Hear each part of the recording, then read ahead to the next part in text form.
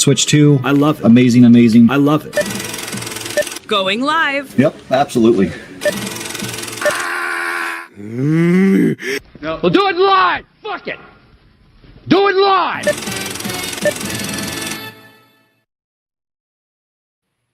Hey, and that was the wrong intro. That was fun. Anyways, I'm SirFelixTheCat, and this is Talk About Our Politics Morning Talk. Yeah, it is Tuesday, January 20th, and we covered quite a bit on last night's show, but figured I would still do a show today and cover some stories that I found right at the end of the show. So yeah, let's get right into this. Okay, first up, start with ICE. ICE broke into Minnesota home, dragged a barely clothed man into the snow. Which is, I mean, at least they let him take a blanket, but still, that's pretty messed up. Let the person get a shirt, maybe a sweater. It's freezing outside. You guys are bundled up in your thick jackets. Looks like this guy has a hat and a beanie on. This guy has a beanie on. They're warm, but they don't care if this guy, I mean, do they even let him get shoes on? This is disgusting. And they broke into a Minnesota home. They can't do that. They can't just enter your home. That's been slapped down by judges.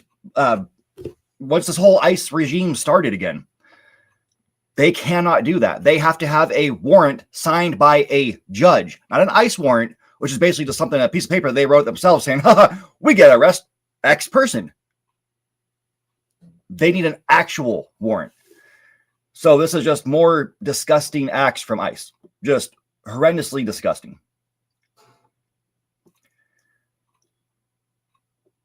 I hope they even gave him, it says a man whose family requested I'm not sure how to pronounce that, a Hmong, I think that's how you spell Hmong, H-M-O-N-G, interpreter, is detained after ICE agents and other law enforcement officers conducted an immigration raid at his home, days after ICE agent fatally shot Renee Nicole Good in St. Paul, Minnesota.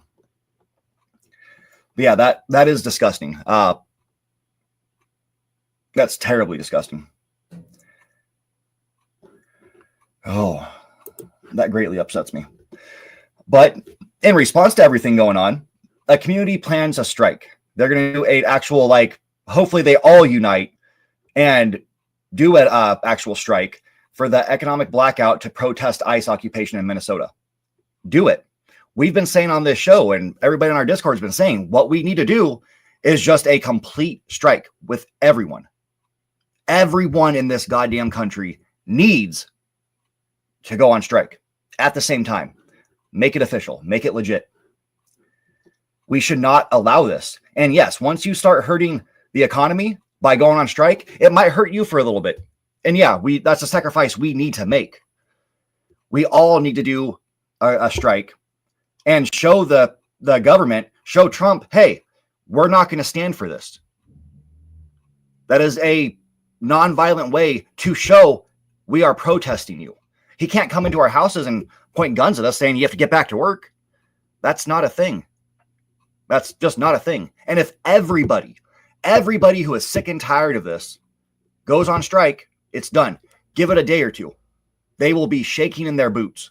He will back down. So I really hope this goes and works, because if it works, that's our cue. Needs to happen. What are they probably going to do? They're probably just going to amp up the ICE raids and actually try to force people to go back to work. And good morning, Carlito. But yeah, we absolutely need this strike. Absolutely needs to happen. I wish the best for these people. I hope it makes an impact. Kick them in their wallet, and they are going to start crying. They are going to back off instantly. And then here's a weird story, absolutely baffling. Me and Hawk were talking about this last night and couldn't figure out what was going on. Don't know if it's political. I couldn't find anything that happened politically for this. But police are investigating the shooting of Indiana judge and his wife at their home. And it's not just the police. So it's the county sheriff's office. It is the state troopers, the local police, and the FBI. Are all investigating this shooting, which with it having that much attention, it could just be because he's a judge or it could be retaliation for something. The only thing I could ever find that he did that made like actual big headline news was he kept the ruling that this couple was guilty of I believe it was abuse or something like that. And that's the only thing I could find at all. So it's very interesting though. Like there's just no data, and the police officers are not saying. It was said here somewhere. Oh yeah, well here's the thing again. It's the Indiana State Police, the Tippecanoe County Sheriffs, the West Lafayette Police Department, the Tippecanoe County Prosecutor's Office, and the FBI who are investigating this. But there's no word on why this happened. There's no clues been given out to the public yet. But yeah, definitely this is probably a story to keep an eye on, because if it leads to being political again, then it's gonna be big. If they're now, like, for political reasons, judges are being killed. That's scary. That's terrifying.